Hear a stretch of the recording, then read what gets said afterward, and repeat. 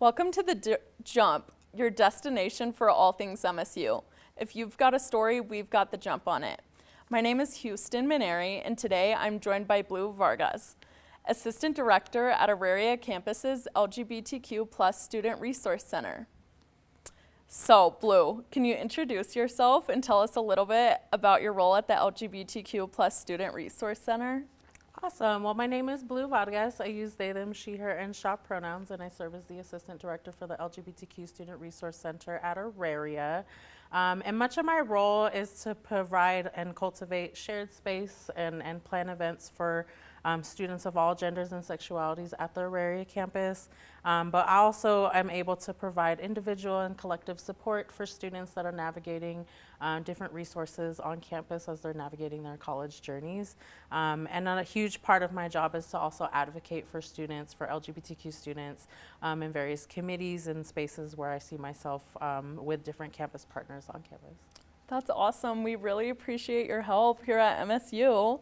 What are some of the key services and programs the center offers for students? Yeah, so we are located in the Tivoli Student Union, the 213, on the second floor, right next to the credit union, across from IPI, is what I tell folks. And we provide a social space for students to come to study, hang out. I say procrastinate, to chill, but to be in community with one another.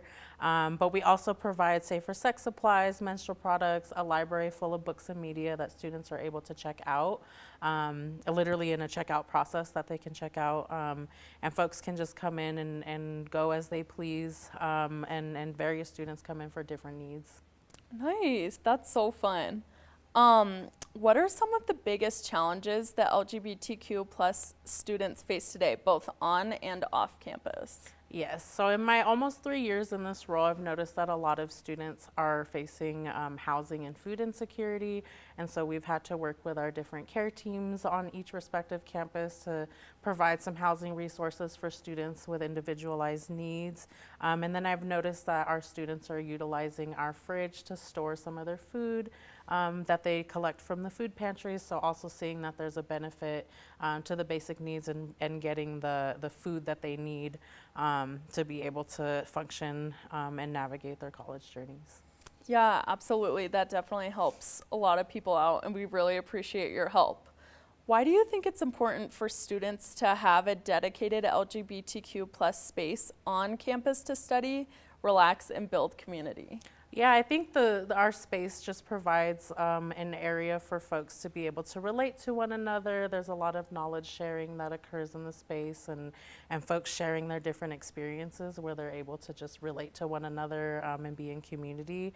And I think that contributes overall to their health and well-being as they're navigating their academic journeys on campus. People are relating to each other through STEM and being LGBTQ, or being able to be in the social sciences and serve our communities. And so I think it's a place that students just find themselves being seen and heard.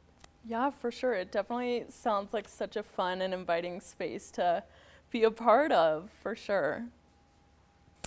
A lot has changed since the Resource Center started in 1992. How have the needs of the LGBTQ students evolved over time, and how has the center adapted to meet those changes? Yeah, I would definitely say since like 2017, when I found myself in student leadership spaces in an LGBTQ space back at Cal State Fullerton in California, and now leaning into this professional role, I've definitely seen an increase in representation as people are able to name their sexualities, but their gender as well, that are kind of just outside of the binary of people believing that it's just gay and lesbian, or it's just man and woman. And so people are just able to name and have more representation and language, nuanced language to see like the way that the acronyms have shifted, or the way that we're including folks in like different flags. And so just ensuring that, you know, there's more of like a gender expansive population that's been able to just be able to name who they are. And I think too, I've been able to see an increase in spaces of like seeing like people that identify as LGBTQ and undocumented, or LGBTQ and of a racial or ethnic group, or thinking about folks that are like LGBTQ and have an ability status. And so just wanting to make sure that there's community and space for folks, and just definitely been seeing an increase in representation. Yeah, absolutely. And that's so reassuring for people who haven't necessarily had the terminology to be able to define how they're feeling. I'm sure that's so relieving, and people are able to reach their fullest potential, whether it's like career-wise, emotionally-wise. Like, that's awesome that we have those kinds of changes. Is there anything else you want the MSU Denver student body to know? I think it's just continue supporting the LGBTQ community as you see fit. It's still a learning process for anybody and all that are involved. And so just continue advocating for LGBTQ folks and listening again to their experiences, and just ensuring that you are contributing to their success, and ensuring that this is a population that deserves to be educated and get their degrees. Yeah, absolutely. That's a great point. Alrighty. So how can students, faculty, and allies better support the LGBTQ plus community on campus and beyond? I always tell folks too, when I'm tabling, I'm like, whether you are within this community or you know somebody within this community, support and promote our events, our programs and initiatives on campus. Listen to the experiences of LGBTQ students, making sure that they're being seen, that they're being heard, and recognizing that. Being able to refer students to the LGBTQ Student Resource Center as a place for support. For our staff and faculty, we also have the Queer Staff and Faculty Collective at MSU Denver, and so that's also a community space for our staff and faculty to have community on campus, and then also just elevating concerns for LGBTQ student needs, whether you find yourself in different spaces or different meetings on campus. Yeah, absolutely. That's an essential.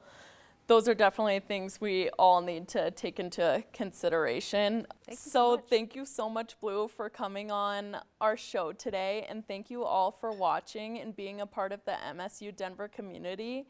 If you've got a story, we want to hear it. Reach out to us. Until next time, take care and keep the conversation going.